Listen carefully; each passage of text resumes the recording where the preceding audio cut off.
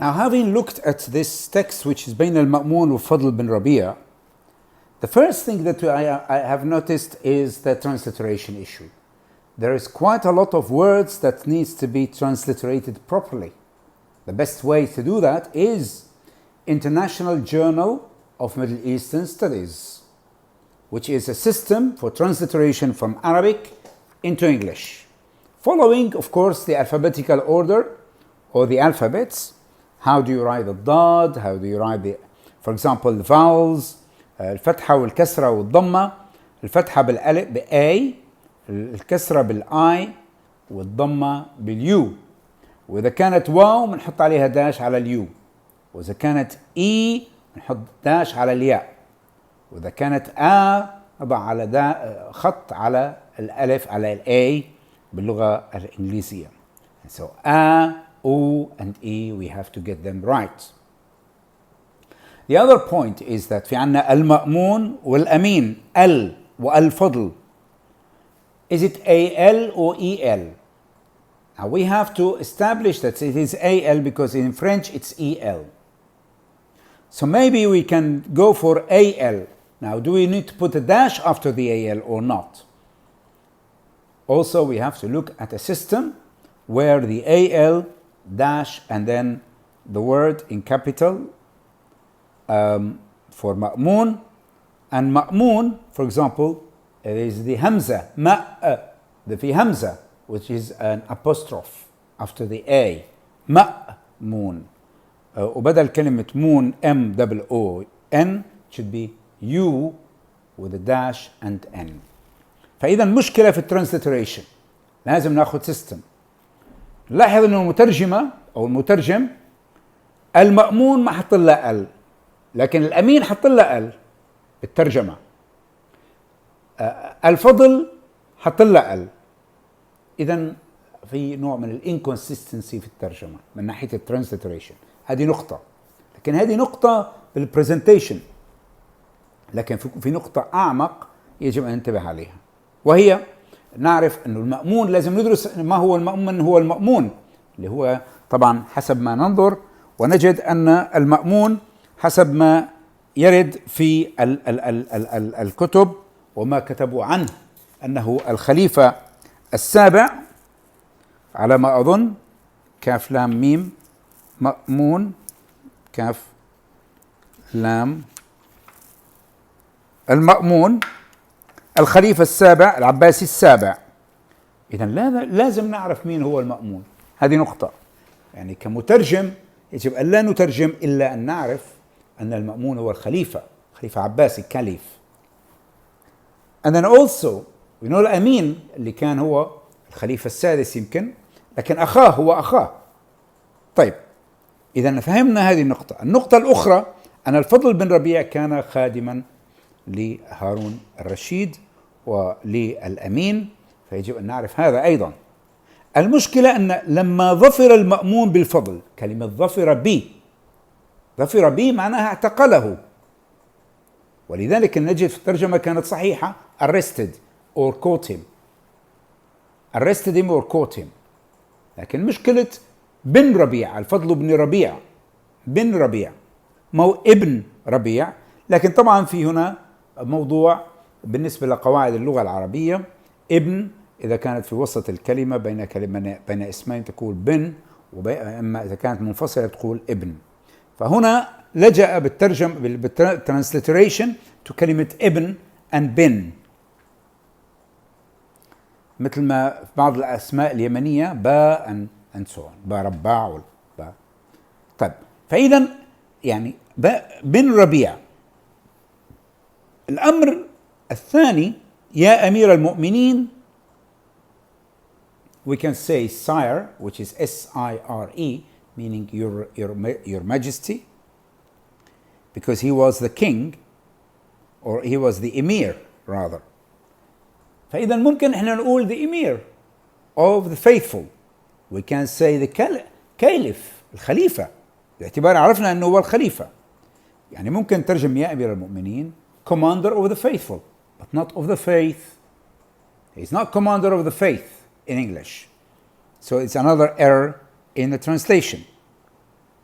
So we have to be careful. The other point that I need to, when I am translating from Arabic to English, is to see this quote by the poet, فيك صفح من عن الإجرام, and so on. This is, we need to know who is the poet. We need to go and read about who the poet is and what he's trying to say. What he's trying to say, obviously in the English, it was well presented. So much is your forgiveness to offenses that you would know of no offender, or you would never know any offender. You can use either. You can say would know no offender, or would never know any offender. But it is good idea for the translator to actually research, because this quote can be considered to be what's called intertextuality. Intertextuality means previous text put in this current text. So we need to know more about who that poet is.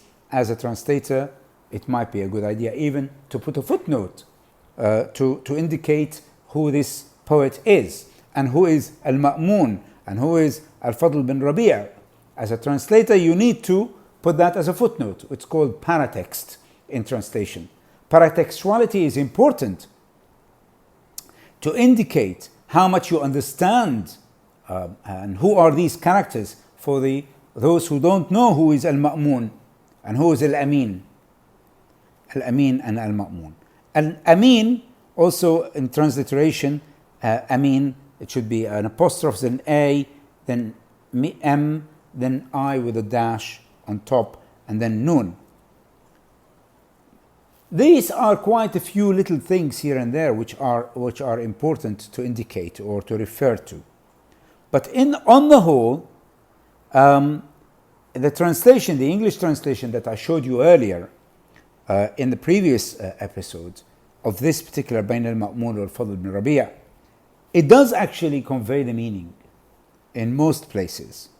But it does actually fail in transliteration, that's one. Fail in the commander of the faith, should be of the faithful.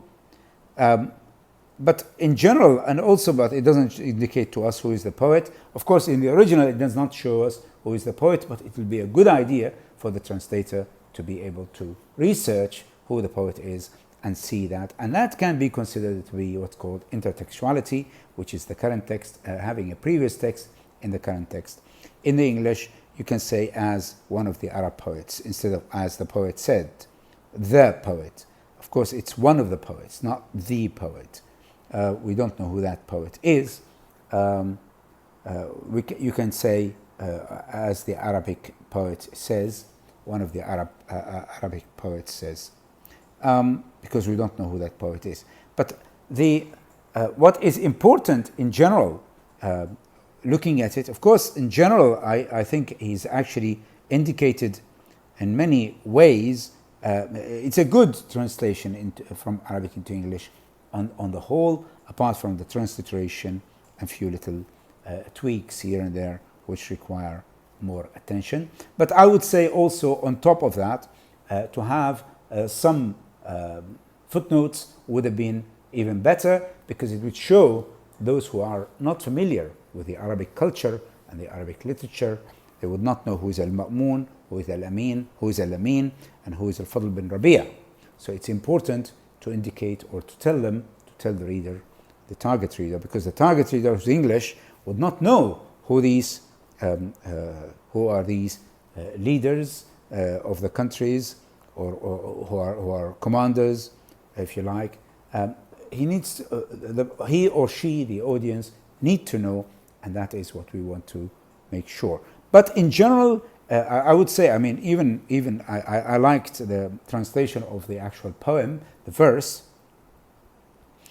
This particular verse, so much is your forgiveness to offenses that you would know no offender, or that I would say, I would put it differently. I would say, so much is your forgiveness to offenses that